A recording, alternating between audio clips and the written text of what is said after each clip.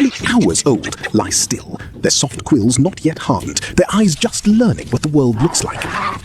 They do not know yet that the world has teeth. But something else does.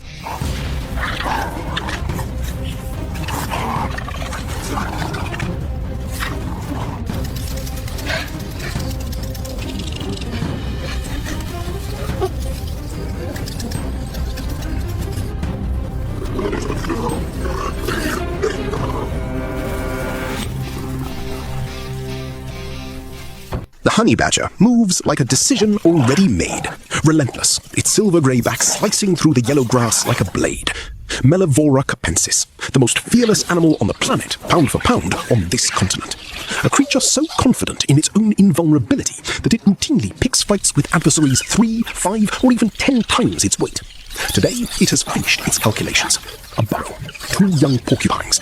But this time, its math has hit a major snag.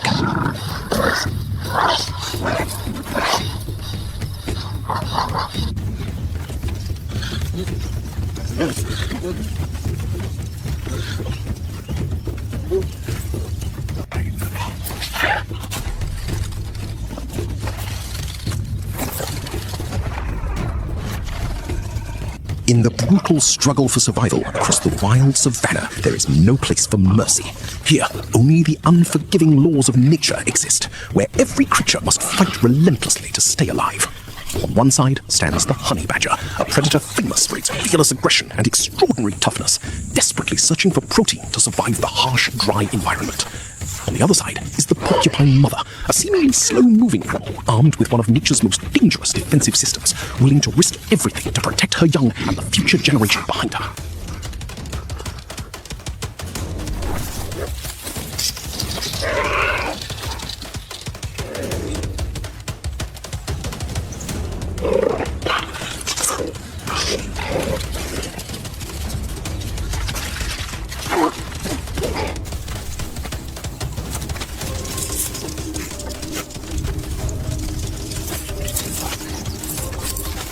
This confrontation is far more than a simple battle between predator and prey.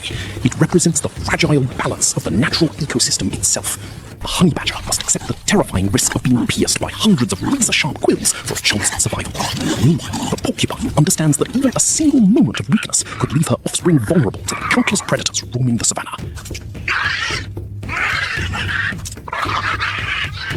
In the wild, every wound carries the risk of death, and every decision to fight is driven by survival instincts shaped through millions of years of evolution.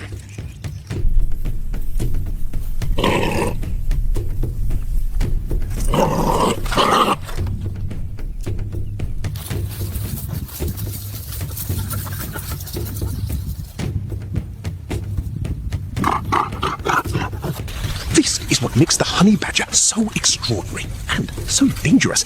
It does not process pain the way most creatures do. Its nervous system seems to filter out the signal that says stop. Scientists believe its thick, loose skin evolved precisely for this, to absorb damage and keep fighting while others have already surrendered.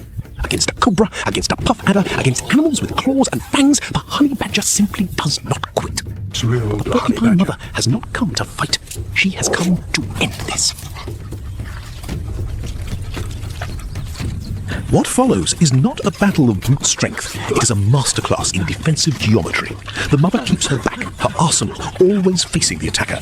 She does not chase. She does not waste energy in aggression. She simply rotates, redirects, adjusts. Every time the honey badger finds an angle, she closes it.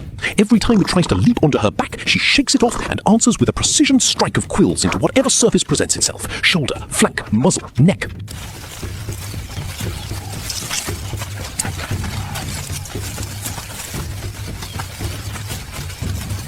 The quills do not merely prick, they detach. They burrow deeper with every movement of the victim's muscle. The honey badger, coated now in a dozen points of keratin fire, begins to lose its composure. What began as a confident raid is becoming something it has not experienced before: the sensation of being undone.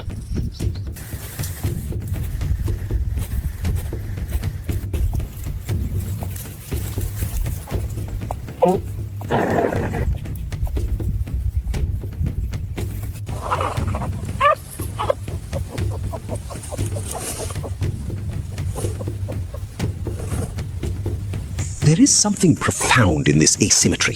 The honey badger attacks from ego, from the accumulated confidence of a lifetime of winning.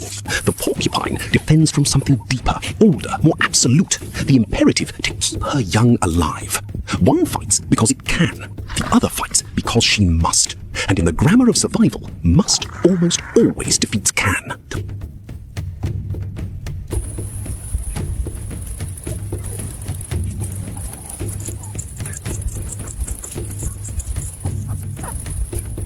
The honey badger retreats, not all at once, slowly, stubbornly, the way creatures of pride retreat.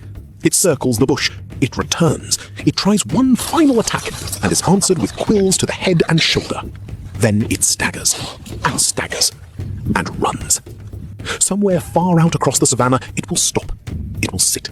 It will spend the next hour trying to bite out the quills lodged in its own body, each one a small, painful lesson in the cost of miscalculation.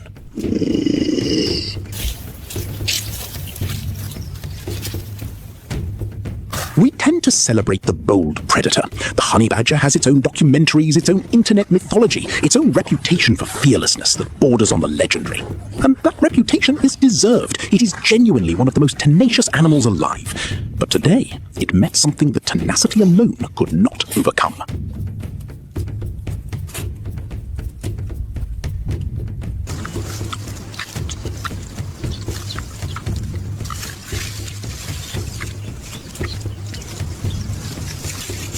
There is something in that worth sitting with.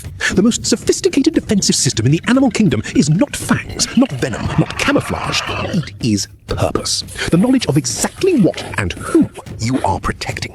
The porcupine mother did not need to be faster than the honey badger. She did not need to be stronger. She needed only to know with absolute clarity that she would not move. That the two small lives behind her were worth every quill, every collision, every second of this brutal calculus.